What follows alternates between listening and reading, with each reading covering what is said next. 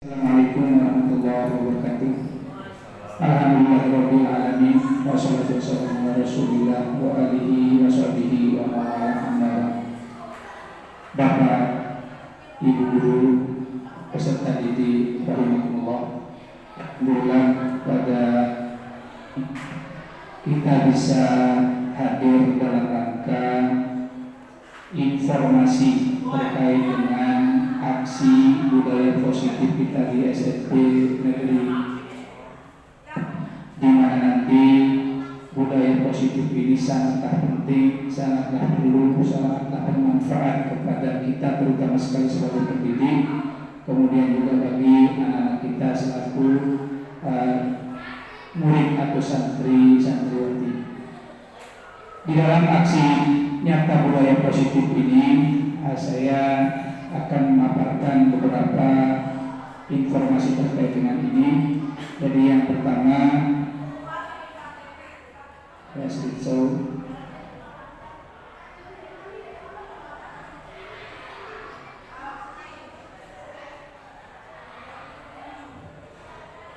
baik, jadi ini perlu kami informasikan bahwa fasilitator kami namanya Pak Suratno NVD selaku pengawas Dinas Pendidikan dan Kebudayaan Provinsi Nusa Tenggara Barat.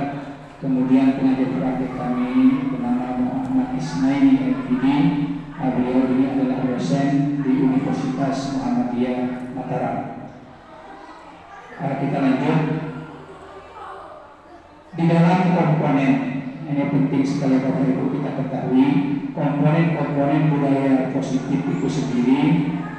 Yang pertama, adanya perubahan paradigma, kemudian makna disiplin positif itu apa, kemudian positif perilaku manusia seperti apa dia nanti, kemudian tujuan disiplin positif, kebutuhan dasar manusia, posisi kontrol dan restitusi. Nah, ini yang sangat penting sekali nanti bagi kita sebagai tenaga pendidik. Kemudian keyakinan kelas, ini nanti bagi Bapak Ibu guru dan anak-anak kita di kelas ini, kalau sudah ada keyakinan kelas, insya Allah segalanya akan berjalan dengan baik, kita tidak tertib ngomong.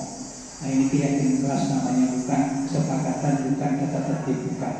Keyakinan kelas ini adalah tertinggi daripada kesepakatan di kelas. Baik, kemudian Bapak Ibu yang menghormati, yang terakhir adalah restitusi segitiga. Restitusi segitiga. Kita mulai yang pertama, apa paradigma perubahan baru? Di sini kita ketahui dalam membangun budaya positif adalah dapat menyediakan lingkungan yang positif. Nah, ini yang penting sekali. Kalau kita mau melaksanakan budaya positif, harus kita menyiapkan lingkungan yang positif juga. Ini tugas dari sekolah. Aman, kemudian nyaman, agar siswa mampu berpikir, kemudian menciptakan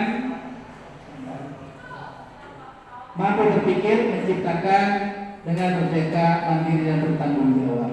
Di sini menurut Dr. William Belajar dan kontrol teori terdapat beberapa mikrus. Yang pertama ada istilahnya ilusi bahwa guru mengontrol murid.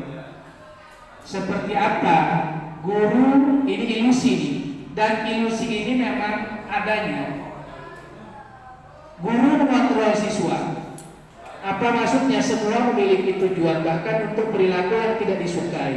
Untuk itu pada dasarnya guru tidak dapat memaksa siswa untuk melakukan sesuatu pada dasarnya.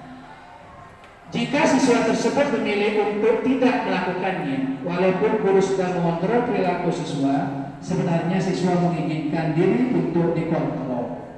Hal ini karena kontrol guru menjadi kebutuhan dasar yang dipilih oleh siswa. Ini sangat penting. Kemudian yang kedua ada ilusi bahwa semua mendukung positif, efektif dan bermartabat. Ini saya tidak perpanjang. Kemudian ada juga nanti ada ilusi bahwa kritik dan membangun orang merasa bersalah dapat memperkuat karakter seseorang. Kita tidak perlu ngomel-ngomel dan lain sebagainya, kita menekan suara sedikit saja. Ini kalau anak sudah sama-sama kita tahu bahwa ini budaya positif, insya Allah akan berjalan dengan baik. Kemudian yang terakhir ada ilusi bahwa orang dewasa memiliki hak untuk memaksa. Betul atau tidak? Ini nanti perilaku yang memaksa tidak akan efektif untuk jangka waktu yang panjang kalau ada paksaan.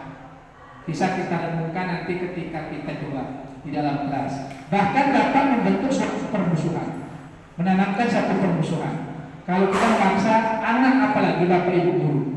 Makanya tadi saya wanti-wanti, yang mau, yang tidak mau tidak masalah.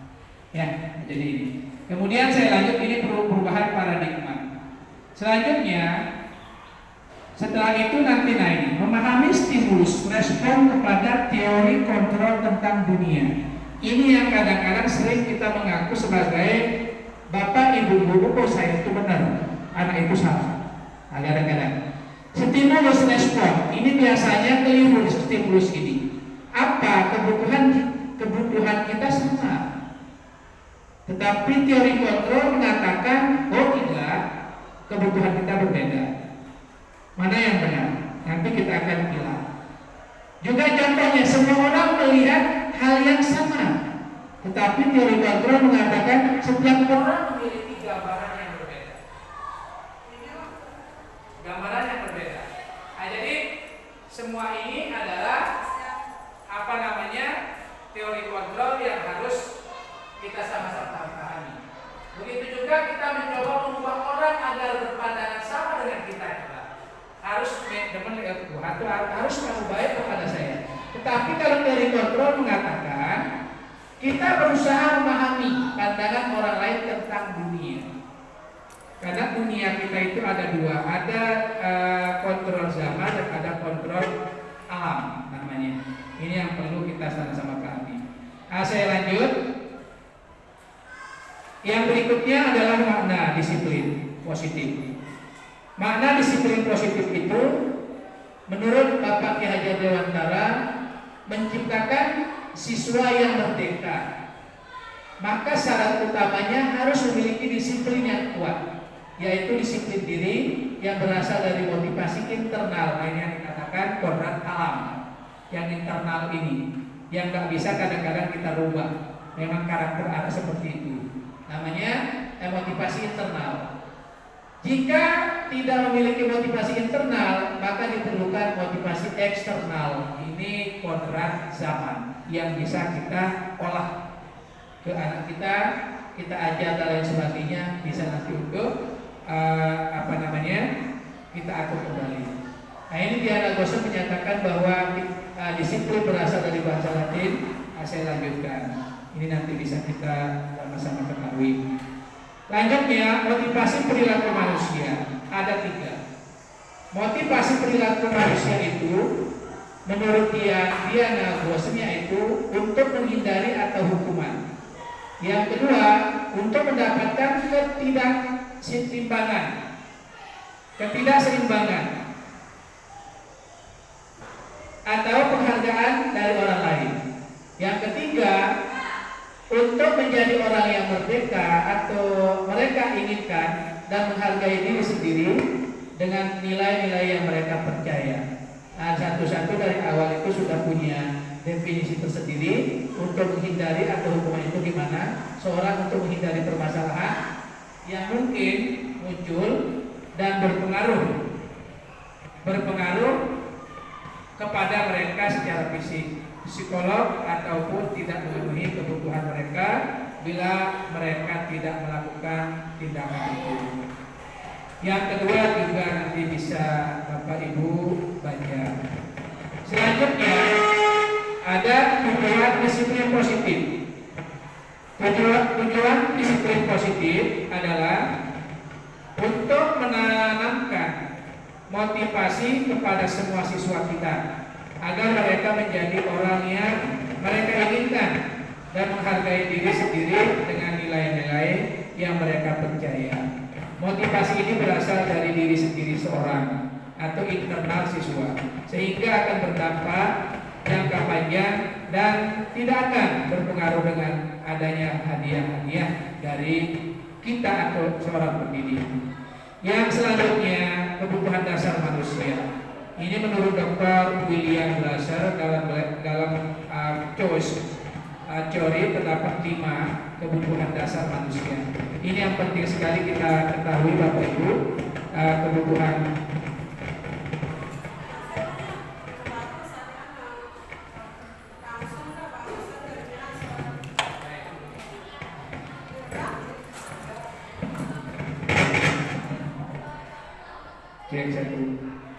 Jadi 5 kebutuhan 5 kebutuhan manusia yang penting kita ketahui.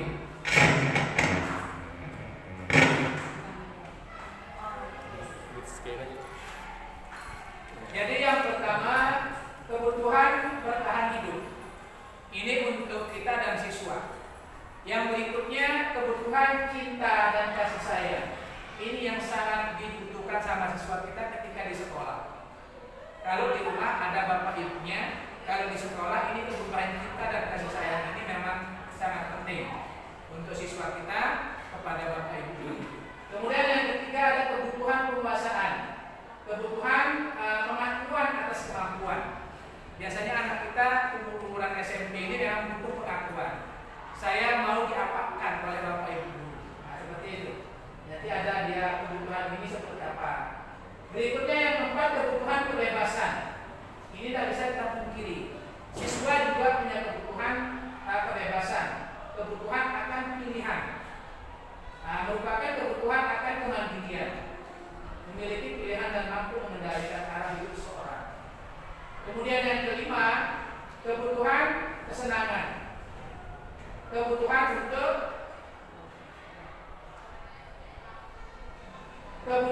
untuk merasa senang, merupakan kebutuhan mencari kesenangan, bermain dan tertawa. Makanya Ki Hajar Dewantara mengatakan biarlah siswa kita itu tertawa, tidak apa-apa. Biarlah siswa itu bermain. Makanya belajar itu menurut dia itu adalah bermain. Menurut Ki Hajar Dewantara. Ini pentingnya umur anak kita itu apalagi SD, SMP masih butuh juga permainan. Kita lanjut. Yang berikutnya ada posisi kontrol restitusi, yang seperti yang tadi itu. Menurut Glasser terdapat 5 posisi kontrol seorang guru terhadap siswanya. Nah ini penting. Yang pertama, ketika kita mau menghukum, apa? Seorang penghukum dapat menggunakan hukuman fisik dan verbal. Guru yang menjalankan posisi penghukuman akan berkata, ini cara kita menghukum, tidak perlu teriak-teriak, ngomel-ngomel. Patuhi aturan saya atau awas nanti. Kamu selalu saja salah. Ini bahasa-bahasa penghukuman yang luar biasa terhadap fisik anak. Karena mohon maaf, anak kita atau semua kita sebagai manusia itu 12% jiwa fisik kita itu kelihatan di dunia. 88% itu ada dalam dunia. Makasih. Sekali lagi saya ulangi. Jadi ketika kita mau menghukum seseorang atau siswa kita, cukup kita mengatakan patuhi aturan saya atau awas nanti. Selesai. Nggak perlu kita macam-macam. Nah ini menurut Ki Hajar Dewantara. Kemudian juga sama, kamu selalu saja salah. Ini bahasa penghukuman terhadap anak. Dan juga jiwanya pasti akan mengolah apa yang kita bahasakan, apalagi bapak ibu gurunya yang berbicara. Yang kedua, ini kontrol restitusi. Membuat orang merasa bersalah. Pada posisi ini biasanya guru akan bersuara lebih lembut, menggunakan keheningan yang membuat siswa menjadi tidak nyaman, bersalah atau rendah hati. Contoh kata-kata yang seperti itu. Bapak sangat kecewa. Ibu sangat kecewa. Ini bahasa bapak ibu guru yang luar biasa terhadap siswa. Ibu sangat kecewa dengan kamu. Kemudian bapak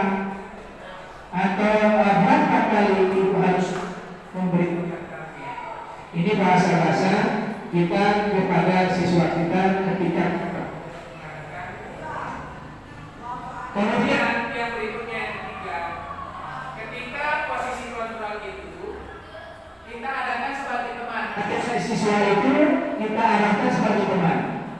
Dalam posisi ini, guru tidak akan menyakiti murid, tetapi akan selalu berusaha mengontrol siswa melalui persuasi. Posisi ini dapat berdampak positif dan negatif. Bentuk hubungan yang positif antara guru dengan siswa, contoh kata, ayo bantulah demi ibu ya. Nah ini bahasanya. Ayo ingat tidak semua bantuan ibu selama ini. Nah ini bahasa-bahasa yang kita keluarkan.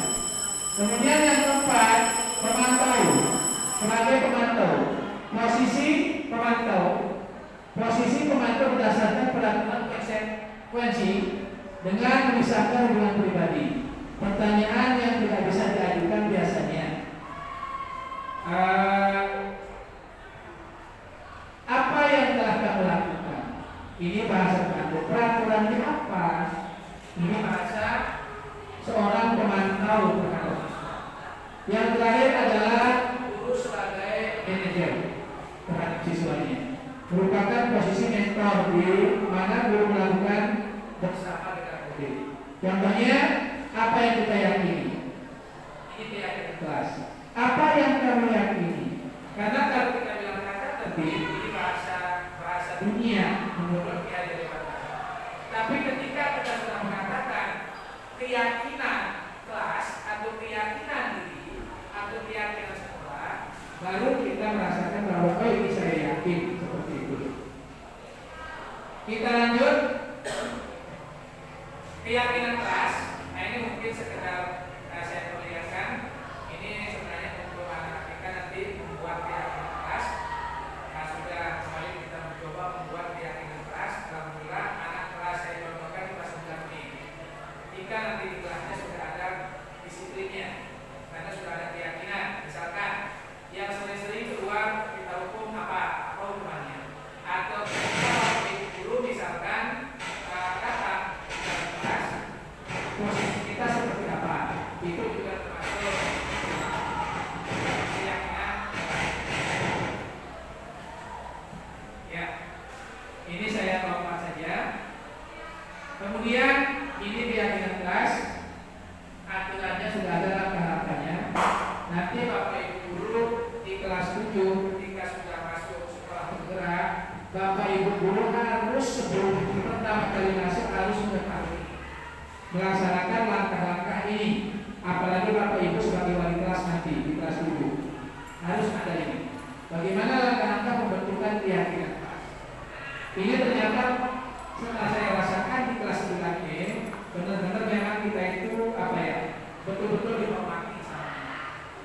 Kemudian juga ketika kita ngomong sedikit saja, misalkan kembalinya kotaknya itu ke keyakinan kelas, karena keyakinan kelas ini akan dibuat ditempel di kelasnya. Apa-apa yang perlu diyakini, yang harus ditaati ketika di dalam kelas. Karena nanti di sekolah bergerak juga ada namanya keyakinan sekolah. Kita akan masukkan dia di visi dan misi sekolah. Ini akan ada nanti seperti itu. Tapi itu level besar kan. Tapi kalau level kelas, nah di sini nanti per kelas akan ada ini. Ini Bapak Ibu guru wali kelas nanti akan membuat ini seperti ini di sekolah berat. Kemudian kita lanjut, ini mungkin yang terakhir. Yang terakhir, restitusi segitiga. Ini restitusi segitiga ini sangat penting. Ternyata kita berada di mana? Kamu tentu punya alasan mengapa melakukan ini. Ini restitusi. Restitusi artinya mengklarifikasi masalah. Mengklarifikasi masalah, restitusi segitiga. Kemudian segitiga tersebut ini arti yang tadi. Yang pertama, sisi menstabilkan identitas siswa. Menstabilkan. Misalkan siswa pernah kita pukul, bagaimana cara menstabilkan dirinya? Ini ada bahasanya. Berbuat salah itu tidak apa-apa. Tidak ada manusia yang sempurna. Ini bahasa-bahasa kita yang kita bahasakan ke anak kita ketika kita sudah memukul misalkan. Nanti terutama si guru aja di BP seperti itu. Nah, berbuat salah itu tidak apa-apa. Tidak, padahal apa-apa. Tetapi itu bahasa untuk menstabilkan dirinya. Tidak ada manusia yang sempurna. Kemudian kita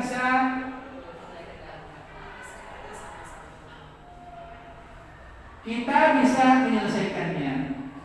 Bapak tidak tertarik untuk mencari siapa yang salah, tapi Bapak ingin mencari solusi dari permasalahan ini.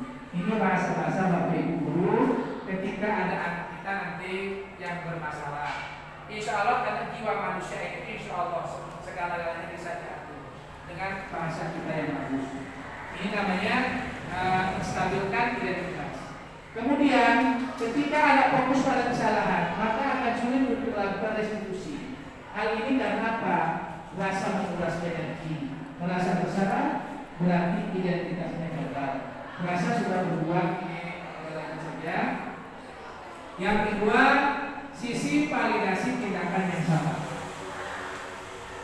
Ini contohnya, padahal kamu bisa melakukannya lebih buruk dari itu.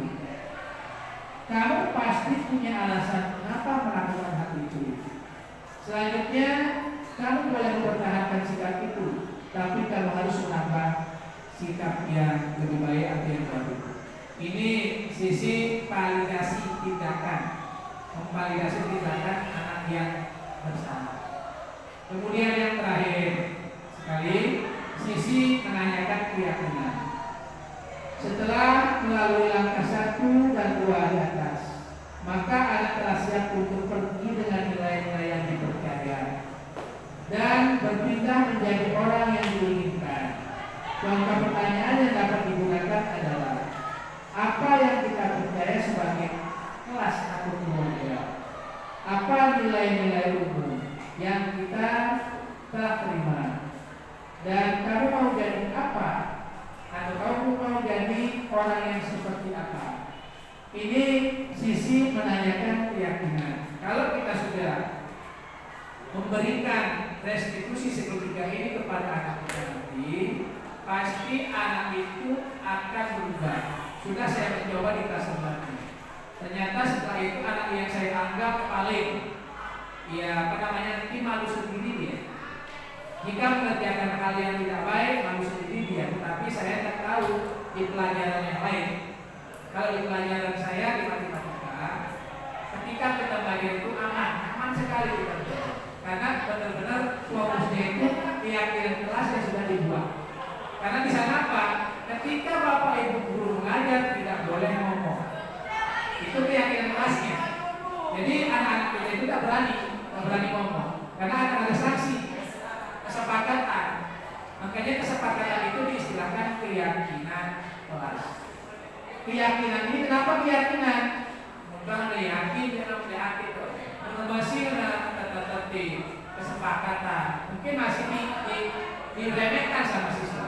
Tetapi kalau sudah mengatakan keyakinan kelas, keyakinan di sana, pasti anak-anak kita itu akan memperhatikan dan insya Allah apa yang sudah disepakati. Kesimpulannya, apapun yang diinginkan oleh Bapak Ibu guru harus melibatkan siswa ketika melaksanakan itu. Tidak boleh kita main ilmu kita sebagai Bapak Ibu guru. Pegawai dia seperti ini, yang ini, tak bisa. Itu bukan keyakinan, kesepakatan keyakinan kelas. Jadi kita harus mengikuti dia karena tadi pengakuan itu. Saya mau diikuti, saya mau mengikuti, saya mau diberikan pengakuan pegawai itu kelas ini. Itu umur anak kita seperti itu, perlu untuk dia kasih saya pengakuan yang luar biasa. Ini Bapak Ibu yang hormati. Jadi ini sedikit terkait dengan budaya positif yang insya Allah nanti kita sama-sama